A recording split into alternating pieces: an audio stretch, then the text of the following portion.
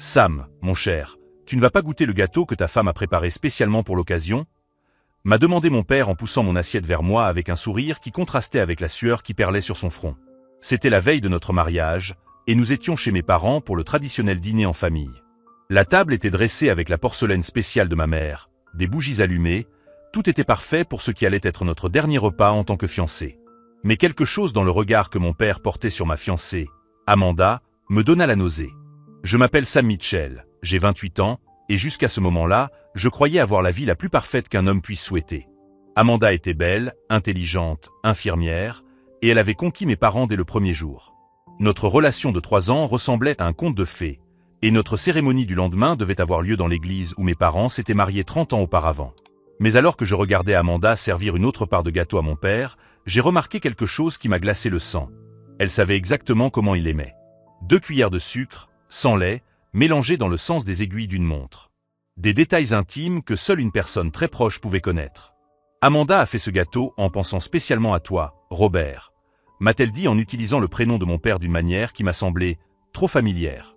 Ma mère, Hélène, était dans la cuisine en train de préparer le café, inconsciente de la tension qui commençait à monter dans la salle à manger. J'avais grandi dans cette maison, j'en connaissais chaque recoin, chaque bruit. Et il y avait quelque chose de différent dans l'air ce soir-là. Un parfum qui n'était pas celui de ma mère. Une odeur douce et florale que je reconnaissais parfaitement. C'était le parfum d'Amanda. Tu as tellement travaillé ces derniers temps, Robert, continua Amanda, posant brièvement sa main sur le bras de mon père. Tu dois être épuisé avec tous ces préparatifs. L'intimité désinvolte du geste me fit m'étouffer avec mon vin. Depuis quand ma fiancée se souciait-elle autant du bien-être de mon père? Depuis quand l'appelait-elle par son prénom plutôt que « Monsieur Mitchell » Mon père détourna le regard lorsque nos yeux se croisèrent.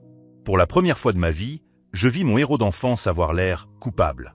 En fait, ai-je dit en posant lentement ma fourchette sur mon assiette, j'ai une question à vous poser à tous les deux. Le silence qui a suivi était assourdissant. Amanda a cessé de mâcher, mon père s'est figé, son verre de vin à mi-chemin de ses lèvres. Pourquoi la voiture d'Amanda était-elle devant notre maison hier après-midi, alors que maman était au travail et que j'étais censé être à une réunion d'affaires qui a été annulée? Amanda est devenue livide. Mon père a commencé à balbutier quelque chose à propos d'Amanda, qui était venue emprunter quelque chose, mais je ne l'écoutais plus. Car pendant qu'ils essayaient d'inventer une excuse, j'ai remarqué quelque chose que j'aurais dû remarquer depuis des mois. L'alchimie entre eux. La façon dont ils bougeaient en parfaite synchronisation dans la cuisine pendant les dîners de famille. Comment mon père trouvait toujours des excuses pour rester seul avec Amanda quand je partais travailler. Comment elle connaissait les horaires de ma mère mieux que moi. Tu sais ce qui est intéressant? Ai-je poursuivi, ma voix toujours calme malgré la tempête qui se formait dans ma poitrine. Hier, quand je suis rentré plus tôt, j'ai trouvé 2 verres de vin dans l'évier. Maman ne boit pas de vin l'après-midi. À ce moment-là, ma mère est revenue de la cuisine avec le plateau de café, complètement inconsciente du fait que sa famille était en train de s'effondrer devant elle.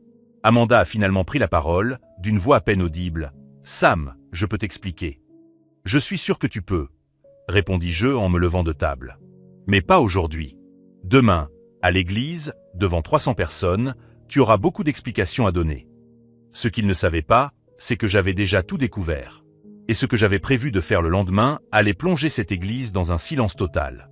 Si vous aimez cette histoire de trahison et que vous découvrez jusqu'où un homme peut aller lorsqu'il est trahi par ceux qu'il aime le plus, n'oubliez pas de vous abonner à la chaîne. Pendant qu'Amanda et mon père se regardaient avec panique, je savais déjà exactement comment notre cérémonie de mariage allait devenir inoubliable.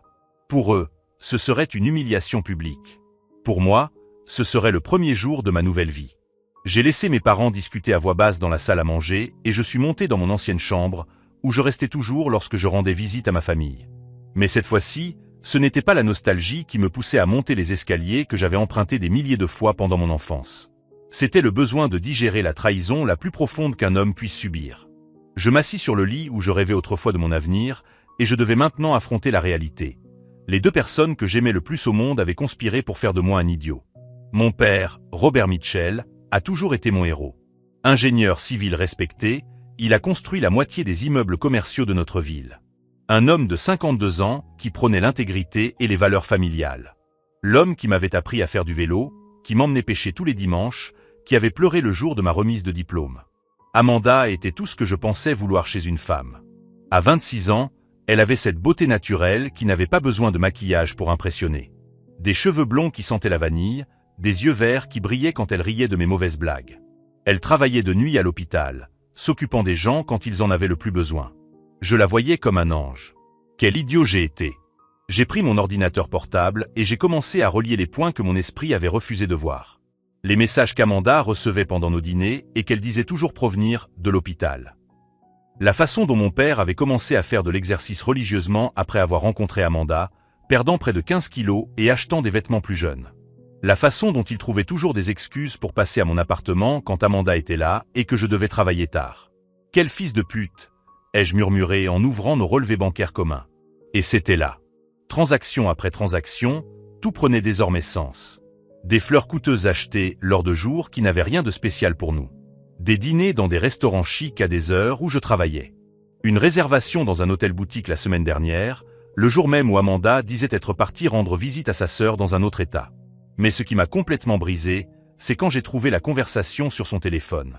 Amanda avait oublié son téléphone dans ma voiture la semaine précédente, et quand une notification est apparue sur l'écran, j'ai vu un aperçu du message qui m'a glacé le sang. J'ai hâte d'être à nouveau dans tes bras, mon amour. À l'époque, j'ai confronté Amanda à ce sujet.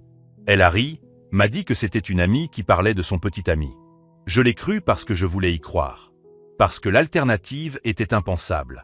Maintenant, avec son téléphone entre les mains, elle l'avait laissé en charge dans ma chambre. J'ai enfin lu toute la conversation. Robert, je ne supporte plus de faire semblant que tu n'es que la petite amie de mon fils. Amanda, je sais, mon amour. Moi non plus. Parfois, quand nous dînons tous ensemble, tout ce que je veux, c'est t'embrasser devant tout le monde. Robert, Hélène se doute de quelque chose. Amanda, bien sûr que non. Elle est trop occupée par son travail pour remarquer quoi que ce soit. Et Sam? Eh bien, Sam ne voit que ce qu'il veut voir. Robert, après le mariage, nous devrons être plus prudents. Mais je ne cesserai jamais de t'aimer. Amanda, le mariage n'est qu'un bout de papier, Robert. Mon cœur t'appartient depuis toujours. Mes mains tremblaient tandis que je continuais à lire des mois de messages. Des plans détaillés pour des rendez-vous secrets. Des conversations sur la façon de sauver les apparences après notre mariage officiel. Des discussions sur le fait que ma mère ne découvrirait jamais rien parce qu'elle était trop naïve. Le message qui m'a le plus bouleversé date d'il y a 3 jours. Amanda, parfois, je me sens mal pour samedi. Il est tellement excité par le mariage. Robert, ne te sens pas mal. Il aura une belle vie. Une femme magnifique, même si elle aime un autre homme. Beaucoup d'hommes vivent ainsi sans même s'en rendre compte. Amanda, tu as raison. Et qui sait, peut-être qu'avec le temps, il trouvera quelqu'un qui lui correspond mieux. Quelqu'un de son âge. Robert, ou peut-être qu'il acceptera simplement la situation. Certains hommes préfèrent un mensonge confortable à une vérité douloureuse. Ils se moquaient de moi. Ils planifiaient mon humiliation comme si c'était un divertissement pour eux. Si vous suivez cette histoire et que vous êtes indigné par le niveau de trahison qu'un homme peut subir de la part de ses proches, n'oubliez pas de vous abonner à la chaîne, car ce qui va suivre va vous laisser sans voix. J'ai éteint mon téléphone et je me suis allongé sur mon lit, regardant le plafond de la chambre où j'avais grandi. Les mêmes étoiles phosphorescentes que mon père avait collées là quand j'avais 8 ans étaient toujours collées au plâtre. Il était si affectueux à l'époque, si présent, si honnête. Quand était-il devenu cet homme capable de trahir non seulement sa femme, mais aussi son propre fils? Je me suis souvenu de la conversation que nous avions eue lorsque j'avais demandé Amanda en mariage. Il m'avait pris par les épaules, m'avait regardé dans les yeux et m'avait dit « Mon fils, quand tu aimes vraiment une femme, tu fais tout pour la protéger. » Tout. Maintenant, je comprenais ce qu'il voulait dire. Seulement, la femme qu'il protégeait n'était pas ma mère. Le bruit des rires provenant de l'étage inférieur m'a fait redescendre. Amanda et mon père étaient dans la cuisine, faisant la vaisselle ensemble tandis que ma mère regardait la télévision dans le salon. L'intimité entre eux était flagrante, maintenant que je savais ce que je cherchais. La façon dont il essuyait une assiette et la lui tendait, leurs mains se touchant une seconde de plus que nécessaire. La façon dont elle riait à des blagues qui n'étaient même pas drôles.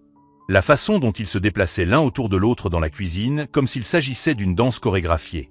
Sam. Amanda sourit en me voyant debout à l'entrée de la cuisine. Nous parlions de la lune de miel. Ton père me donnait des conseils sur les meilleurs restaurants à Paris. Bien sûr. Probablement les mêmes restaurants où il prévoyait de l'emmener lors d'un futur voyage d'affaires. Vraiment? Ai-je réussi à dire, ma voix étonnamment maîtrisée. C'est gentil de sa part de se soucier autant de notre lune de miel.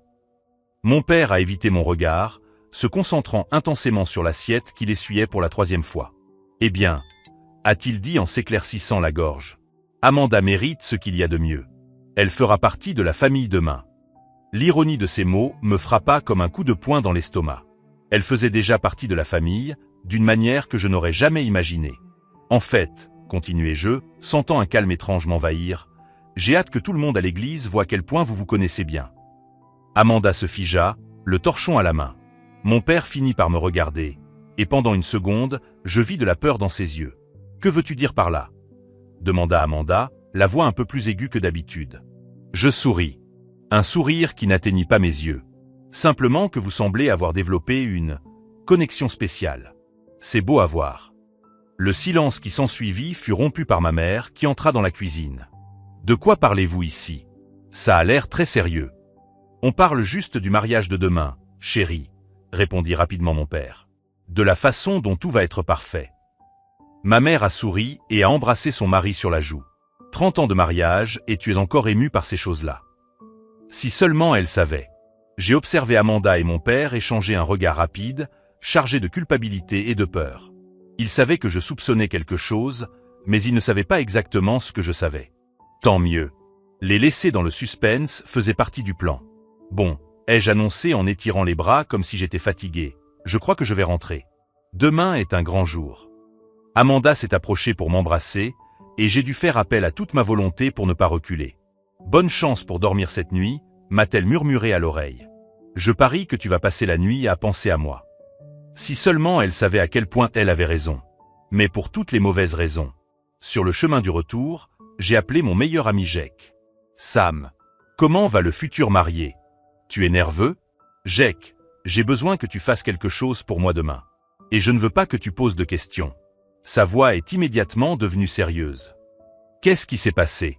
C'est juste, tu peux apporter ton bon appareil photo pour le mariage demain? Le professionnel? Bien sûr. Mais pourquoi? Vous avez déjà engagé un photographe. Disons qu'il y aura peut-être des moments que je veux être sûr d'immortaliser. Jake connaissait suffisamment ma voix pour savoir quand j'étais sérieux. Je serai là, mon frère. Avec la meilleure résolution possible. Une fois rentré chez moi, je me suis assis à la table de la cuisine avec une tasse de café et j'ai commencé à planifier exactement comment ma cérémonie de mariage allait devenir inoubliable. Pour eux, ce serait la fin de tout. Pour moi, ce serait le début d'une vie où je connaîtrais enfin la valeur des personnes qui m'entouraient. Je n'ai pas pu dormir. Je suis resté dans la cuisine jusqu'à 4 heures du matin, relisant chaque message entre Amanda et mon père, chaque reçu, chaque mensonge soigneusement construit. La pire découverte est venue lorsque j'ai trouvé les anciens emails sur l'ordinateur portable partagé. Des conversations qui remontaient à 6 mois, bien avant ce que j'imaginais. Robert, tu es la plus belle femme que j'ai jamais rencontrée. Sam a beaucoup de chance. Amanda, parfois, j'ai l'impression qu'il ne m'apprécie pas autant que toi. Robert, si tu étais mienne, je te traiterais comme la reine que tu es. 6 mois. Il planifiait cela depuis 6 mois. Je me suis souvenu de toutes les fois où Amanda s'était plainte que je travaillais trop, que je ne lui accordais pas assez d'attention. Comment elle trouvait toujours des défauts chez moi après avoir rendu visite à mes parents. Maintenant, tout s'expliquait. Elle me comparait à lui. Le téléphone a sonné à 6 heures du matin. Amanda. Salut, mon amour. Je n'ai pas pu dormir en pensant à toi. Sa voix douce m'a donné la nausée. Je n'ai pas dormi non plus, ai-je répondu, ce qui était techniquement vrai. Tu es nerveux pour le mariage. En fait, je suis impatient. J'ai hâte de voir la tête de tout le monde quand ils découvriront la vérité. Il y eut un silence. Quelle vérité? À propos de notre amour, bien sûr. Un autre silence. Ah oui, bien sûr. Après avoir raccroché, j'appelai ma cousine Rachel, qui travaillait comme journaliste d'investigation à Atlanta. Sam, il est 6 heures du matin. Tu vas bien? Rachel, j'ai besoin d'un service. Et je veux que ce soit discret. Que s'est-il passé? Tu as encore des contacts dans la presse locale? Des gens qui pourraient être intéressés par une histoire intéressante? Quel genre d'histoire? Le genre d'histoire où le fils d'un ingénieur respecté découvre que sa fiancée a une liaison avec son propre père. Le silence à l'autre bout du fil était assourdissant. Sam, dis-moi que tu n'es pas sérieux. J'ai des preuves. Des messages, des photos, des relevés bancaires. Tout. Tu es sûr de vouloir rendre ça public? Une fois que ça sera sorti, Il n'y aura plus de retour en arrière possible. Je regardais par la fenêtre de la cuisine, voyant le soleil se lever sur la ville où j'avais grandi, où tout le monde me connaissait comme le bon garçon qui faisait toujours ce qu'il fallait. Rachel, ils m'ont ridiculisé pendant 6 mois. Ils avaient prévu de continuer à me tromper après le mariage. Ils pensent que je suis trop pathétique pour m'en rendre compte. Et tu veux que je fasse quoi? Je veux que quelqu'un de la presse soit à l'église aujourd'hui. Avec des caméras. Parce que ce qui va se passer pendant la cérémonie sera l'événement de l'année. À 8 heures du matin, je pris une douche et m'habillai avec le même soin que pour n'importe quel mariage. Un costume noir impeccable, une cravate choisie par Amanda, les chaussures que mon père m'avait offertes pour mon diplôme. L'ironie ne m'échappa pas. Mon téléphone vibra, signalant un message de ma mère. « Mon fils, je suis si fier de toi aujourd'hui. Je sais que papa l'est aussi. Vous avez tous les deux trouvé une femme merveilleuse. » Si seulement elle savait à quel point elle avait raison. Je suis arrivé à l'église à 10 heures, 2 heures avant la cérémonie. La salle était déjà en train d'être décorée. Des fleurs blanches, des rubans dorés, exactement comme Amanda l'avait prévu pour le plus beau jour de sa vie.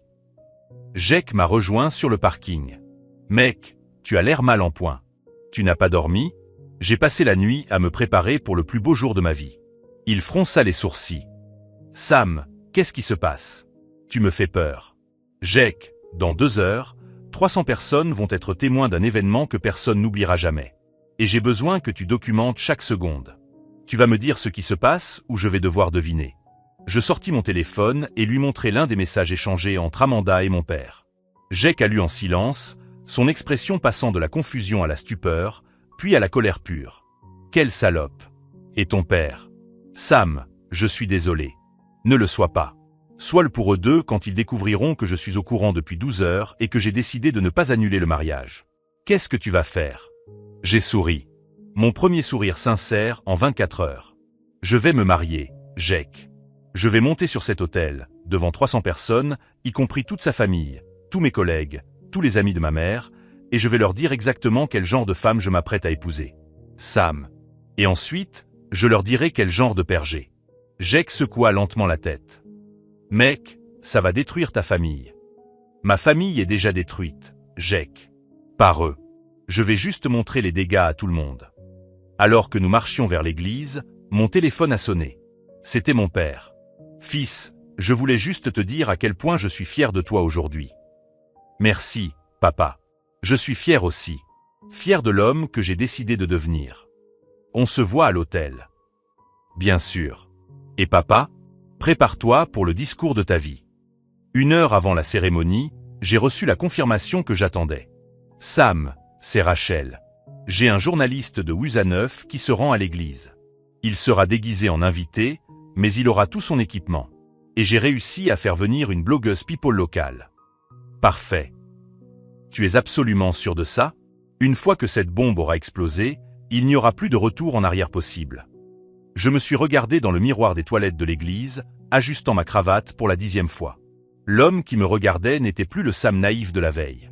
C'était quelqu'un qui avait appris, de la pire manière qui soit, que la gentillesse sans limite est considérée comme une faiblesse.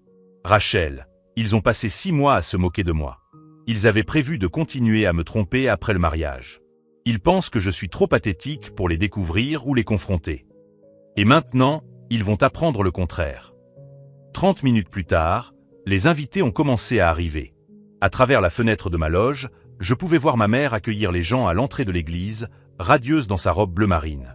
Elle ne se doutait pas que dans moins d'1 heure, elle découvrirait que son mari depuis 30 ans la trompait avec sa belle-fille. Amanda est arrivée dans une limousine blanche, telle une princesse sortie d'un conte de fées. Sa robe était exactement comme elle l'avait rêvé. De la dentelle française, une traîne de 3 mètres, le voile de son arrière-grand-mère. Elle avait passé 8 mois à planifier chaque détail de cette journée. Quelle ironie de découvrir que ces 6 derniers mois, elle avait planifié de m'épouser tout en couchant avec mon père. Jake est apparu à la porte, déjà en position avec son appareil photo professionnel. Les 2 caméras supplémentaires sont installées. L'une est focalisée sur l'autel, l'autre sur le premier rang où vos parents vont s'asseoir. Le journaliste est au 5e rang, à droite. La blogueuse est au fond, en train de diffuser en direct pour 50 000 followers. Mon téléphone a sonné. Amanda. Salut, mon amour.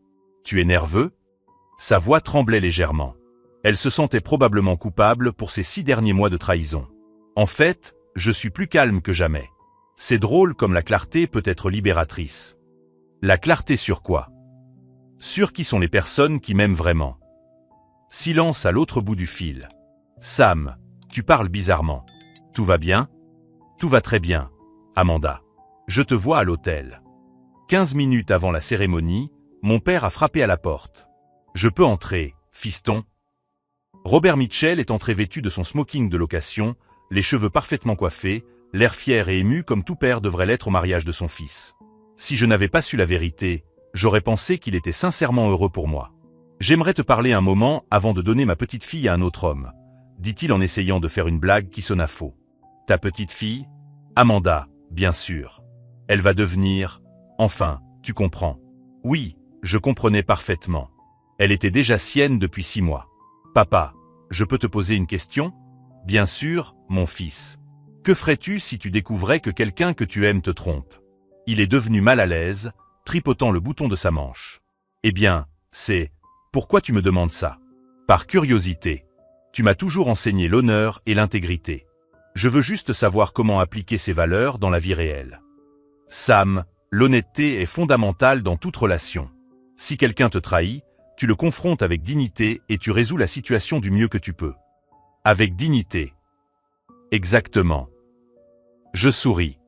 Merci pour ton conseil, papa. Je vais suivre exactement ça. Il semblait soulagé, comme s'il venait de passer un test. S'il avait su qu'il venait de me donner son approbation morale pour ce que j'étais sur le point de faire. 10 minutes avant la cérémonie, j'ai reçu un dernier SMS d'un numéro inconnu. Sam, je suis Marcus, du Washington Post. Votre cousin m'a donné vos coordonnées. Je suis ici avec une équipe discrète. J'ai des sources qui confirment l'histoire. Êtes-vous sûr de vouloir faire ça? J'ai répondu, je n'ai jamais été aussi sûr de quoi que ce soit dans ma vie. Si vous suivez ce parcours de découverte et que vous vous demandez jusqu'où un homme peut aller lorsqu'il est trahi par ses proches, n'oubliez pas de vous abonner à la chaîne, car ce qui va se passer va complètement redéfinir le sens de la justice. La musique a commencé à jouer. C'était l'heure. Je me suis avancé vers l'hôtel où le pasteur Williams m'attendait. L'église était bondée, 300 personnes élégamment vêtues, des caméras discrètement positionnées, des journalistes déguisés en invités, tous attendant d'assister à ce qu'ils pensaient être une cérémonie de mariage traditionnelle. Au premier rang, ma mère tenait un mouchoir, émue. À côté d'elle, mon père m'a fait signe fièrement, le regard empreint d'amour paternel. Quel acteur talentueux! Les portes de l'église se sont ouvertes. La marche nuptiale a résonné sur les murs de pierre tandis qu'Amanda apparaissait, resplendissante dans sa robe de rêve, marchant lentement vers l'autel. Vers moi. Vers le moment qui allait définir le reste de nos vies. Alors qu'elle s'approchait, souriant radieusement, j'ai mentalement finalisé ma préparation. J'avais sauvegardé les messages sur 3 appareils différents. J'avais des copies des relevés bancaires. J'avais la déclaration vidéo de Jake confirmant qu'il avait vu mon père quitter mon appartement un après-midi où Amanda était en visite chez sa sœur. J'avais tout. Et dans moins de 10 minutes, 300 personnes, dont des journalistes, des blogueurs et une retransmission en direct, découvriraient exactement quel genre de femme marchait sur ce podium et quel genre de père était assis au premier rang, faisant semblant d'être fier. Amanda est arrivée à l'hôtel et m'a pris la main, les yeux brillants de larmes de joie. « Tu es magnifique », m'a-t-elle murmuré. « Et tu es exactement là où tu dois être », ai-je répondu. Le pasteur Williams a ouvert sa Bible et a regardé l'assemblée. « Chers frères et sœurs, nous sommes réunis aujourd'hui pour célébrer l'union de Samuel Mitchell et Amanda Richardson dans le saint mariage. La dernière partie de mon plan était sur le point de commencer. Si quelqu'un s'oppose à ce mariage, qu'il parle maintenant ou se taise à jamais. » Le pasteur Williams posa la question traditionnelle, sa voix résonnant sur les murs de pierre de l'église. Habituellement, ce moment était marqué par un silence respectueux, un rituel vide que personne ne s'attendait à voir interrompu. Mais aujourd'hui, ce serait différent. En fait, pasteur Williams, dis-je d'une voix claire et calme, j'ai quelque chose de très important à vous dire. Un murmure parcourut l'assemblée. Amanda serra ma main avec force, les yeux écarquillés de panique. Au premier rang, je vis mon père se redresser sur sa chaise, le visage livide. « Sam, » murmura Amanda d'un ton pressant, « qu'est-ce que tu fais ?»« Je suis honnête, » répondis-je en me tournant vers les 300 personnes qui étaient venues célébrer notre amour. « Quelque chose que vous auriez dû essayer tous les deux. » Le pasteur Williams semblait perplexe. « Mon fils, nous devrions peut-être discuter de cela en privé. »« Non, pasteur. Ces personnes méritent de connaître la vérité avant d'être témoins de vœux sacrés. Je lâchai la main d'Amanda et fis quelques pas vers le micro. D'autant plus que j'ai découvert hier que ma fiancée a une liaison avec mon père depuis 6 mois. Le silence qui suivit fut absolu. On aurait pu entendre une aiguille tomber sur le sol en marbre. Puis vint l'explosion. Des bruits de choc retentirent dans toute l'église. Quelqu'un cria « Oh mon Dieu !» depuis le 5e rang. J'entendis ma mère émettre un son que je n'avais jamais entendu auparavant, quelque chose entre un gémissement et un cri étouffé. « Sam, arrête ça !» Amanda a essayé de m'attraper, mais je me suis éloigné. « Pourquoi devrais-je m'arrêter, Amanda ? Tu ne t'es pas arrêté quand tu as décidé de coucher avec mon père. Il ne s'est pas arrêté quand il a décidé de tromper ma mère depuis 30 ans. » J'ai sorti mon téléphone de la poche de ma veste. En fait, laissez-moi vous lire quelques-uns des messages que j'ai trouvés hier soir. Robert, ai-je commencé, ma voix amplifiée par le système audio de l'église, j'ai hâte d'être à nouveau dans tes bras. Ma mère s'est levée brusquement du premier rang, fixant mon père avec une expression d'horreur pure. Hélène, je peux t'expliquer.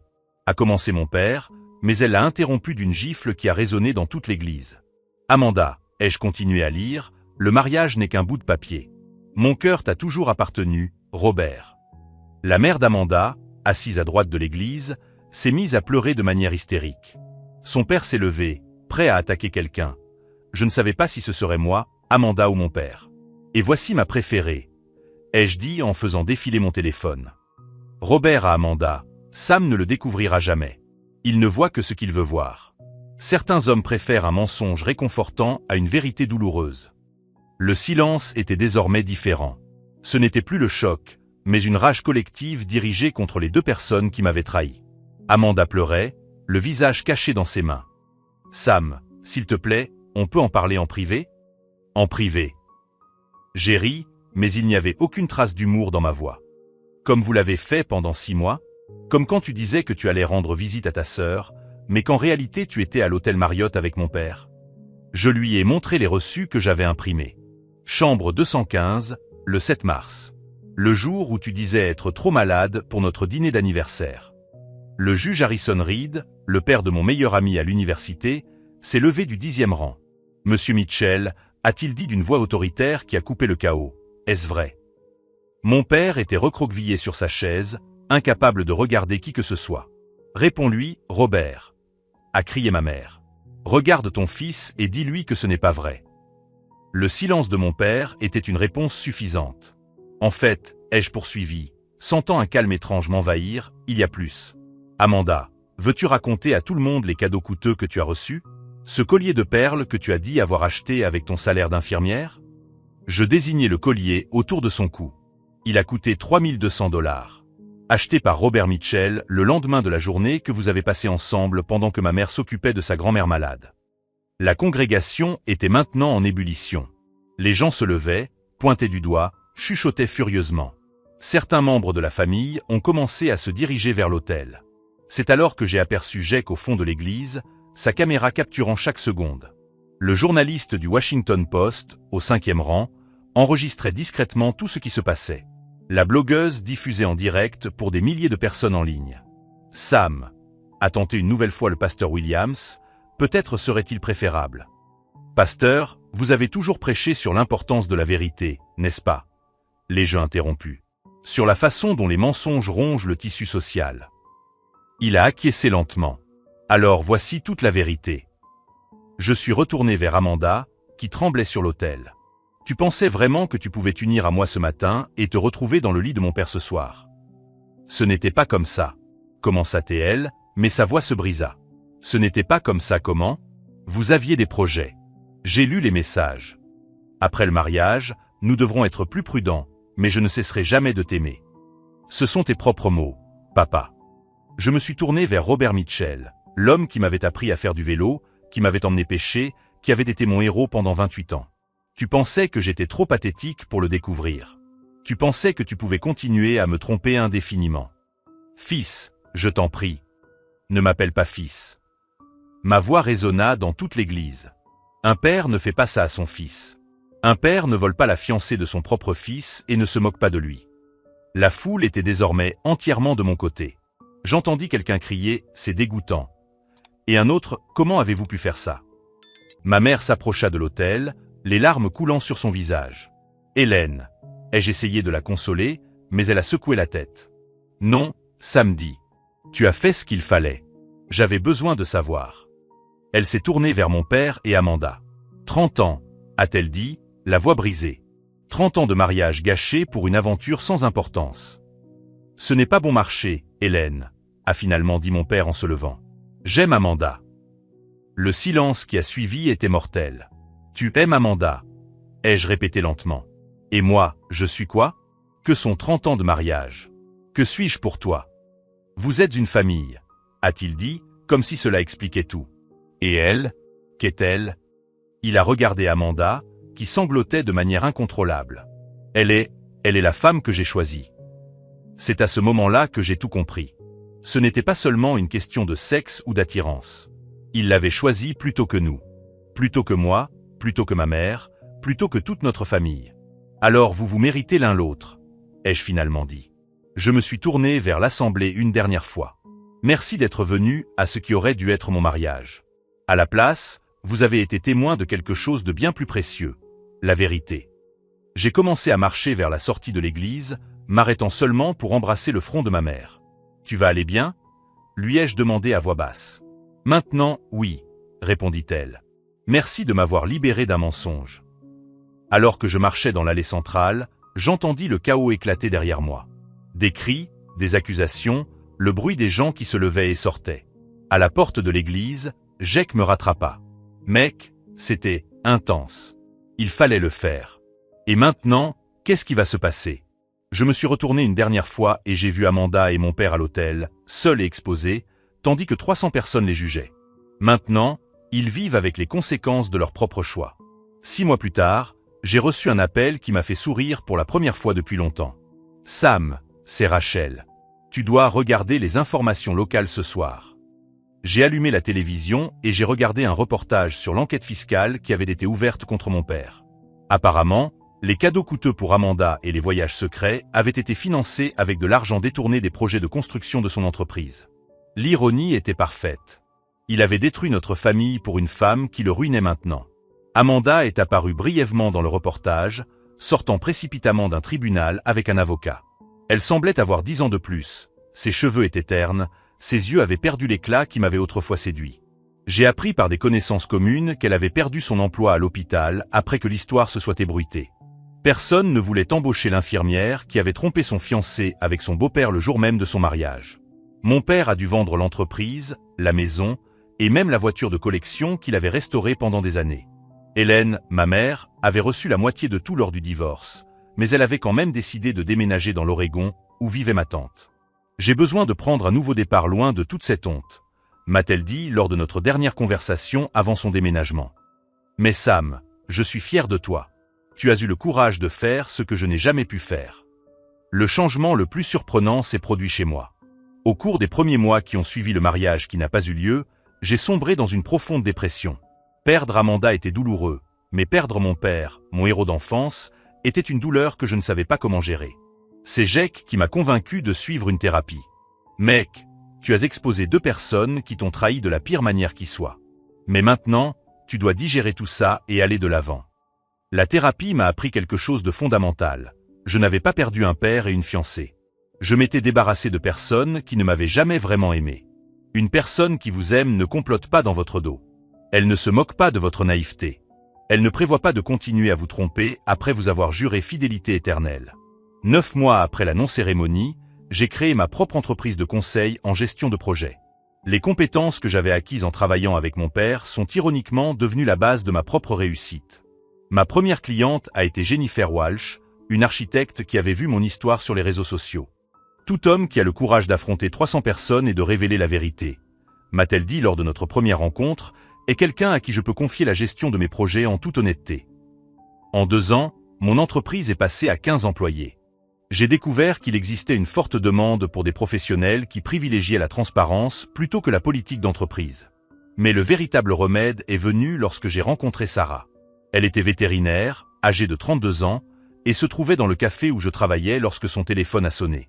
Je n'ai entendu qu'une partie de la conversation, mais cela m'a suffi pour comprendre que quelqu'un essayait de la manipuler. « Excusez-moi, lui ai-je dit lorsqu'elle a raccroché, visiblement bouleversée. Je n'ai pas pu m'empêcher d'entendre. Si vous voulez parler à quelqu'un qui comprend les gens qui essaient de vous prendre pour un idiot, je peux vous offrir une perspective unique. Nous avons ri ensemble lorsque je lui ai raconté mon histoire. Ce n'était pas le rire amer de la vengeance, mais le rire léger de quelqu'un qui a surmonté quelque chose de terrible et qui a trouvé la force de s'en sortir. Sarah avait vécu quelque chose de similaire. Un ex-fiancé qui avait tenté de lui voler son cabinet vétérinaire par des moyens légaux. Elle s'était battue devant les tribunaux et avait gagné, mais cette expérience l'avait rendue méfiante envers les relations amoureuses. La différence, m'a-t-elle dit lors de notre 3e rendez-vous, c'est que tu as eu le courage de t'exposer publiquement pour défendre ta dignité. J'ai lutté devant les tribunaux, loin des regards du public. Je ne sais toujours pas quelle approche a été la plus courageuse. 2 ans plus tard, Sarah et moi nous sommes mariés lors d'une petite cérémonie intime dans le jardin de sa maison. Seules 20 personnes étaient présentes, dont ma mère, qui était revenue spécialement d'Oregon pour l'occasion. Il n'y a eu ni drame, ni trahison, ni mauvaise surprise. Juste 2 personnes qui avaient appris, de la pire manière qui soit, la valeur de l'honnêteté absolue dans une relation. Pendant notre lune de miel au Canada, Sarah m'a posé une question qui a changé ma perspective sur tout. Regrettes-tu de les avoir exposés publiquement? De la manière dont tu l'as fait? J'ai longuement réfléchi avant de répondre. Je ne regrette pas d'avoir dit la vérité, ai-je finalement répondu. Mais j'ai appris que la véritable victoire n'était pas de les humilier publiquement. C'était de reconstruire ma vie sur des valeurs qu'ils n'ont jamais eues. Aujourd'hui, 5 ans après ce jour à l'église, je dirige une entreprise florissante. J'ai un mariage solide basé sur une confiance réelle et j'entretiens des relations avec des personnes qui m'apprécient sincèrement. Amanda, j'ai entendu dire qu'elle avait déménagé dans un autre état, qu'elle travaillait dans une petite clinique et qu'elle évitait complètement les réseaux sociaux. La dernière photo que j'ai vue d'elle en ligne date d'il y a 3 ans. Elle semblait plus jeune avant de rencontrer mon père. Robert n'a jamais essayé de me contacter. J'ai appris par des connaissances qu'il travaille comme chef de chantier pour une petite entreprise, qu'il gagne 10 fois moins qu'avant et qu'il vit seul dans un appartement d'1 pièce. La justice poétique veut qu'ils aient réussi à rester ensemble. Après avoir tout perdu, leur famille, leur argent, leur réputation, ils n'avaient plus que l'un l'autre. Le grand amour qui avait justifié la destruction de 2 familles était désormais mis à l'épreuve par les pressions financières et l'isolement social. D'après ce que je sais, ils se sont séparés au bout de 8 mois. Quand on construit une relation basée sur le mensonge et la trahison, il est difficile de se faire confiance quand les choses se compliquent. La leçon la plus importante que j'ai apprise concerne la valeur de l'authenticité. Pendant 3 ans, j'ai vécu dans une relation basée sur un mensonge. Amanda ne m'a jamais aimé. Elle aimait l'idée d'avoir un mari stable tout en cherchant des sensations fortes ailleurs. Mon père ne m'a jamais respecté. Il me voyait comme un obstacle à son bonheur égoïste. Quand j'ai choisi de révéler la vérité au grand jour, ce n'était pas seulement pour les humilier. C'était pour refuser d'accepter une vie fondée sur le mensonge. Aujourd'hui, quand des jeunes viennent me demander des conseils sur les relations amoureuses ou les affaires, je leur dis toujours la même chose. Mieux vaut une vérité douloureuse qu'un mensonge réconfortant. La vérité peut vous blesser aujourd'hui, mais le mensonge vous détruira demain. Si cette histoire de transformation et de dépassement vous a touché, si vous croyez que tout le monde mérite des relations basées sur une honnêteté réelle, n'oubliez pas de vous abonner à la chaîne. Nous avons des dizaines d'histoires sur des personnes qui ont choisi la dignité plutôt que le silence, et vous ne voudrez en manquer aucune. La dernière fois que je suis passé devant l'église où j'aurais dû me marier avec Amanda, je me suis arrêté quelques minutes sur le parking. Je me suis souvenu de cette journée terrible et bouleversante, où 300 personnes ont été témoins de mon refus d'accepter une vie de mensonge. Puis j'ai pensé à ma vie actuelle, l'entreprise que j'ai bâtie sur l'intégrité, mon mariage avec Sarah basé sur une transparence totale, la paix que je ressens chaque soir en m'endormant, sachant que personne ne me trompe. J'ai souri et j'ai continué à rouler vers la maison, où Sarah préparait le dîner et planifiait notre prochain voyage. Amanda et mon père ont essayé de faire de moi un idiot. Au lieu de cela, ils ont fait de moi l'homme le plus fort que j'aurais jamais pu imaginer. Et cela, en fin de compte, a été la plus douce des vengeances.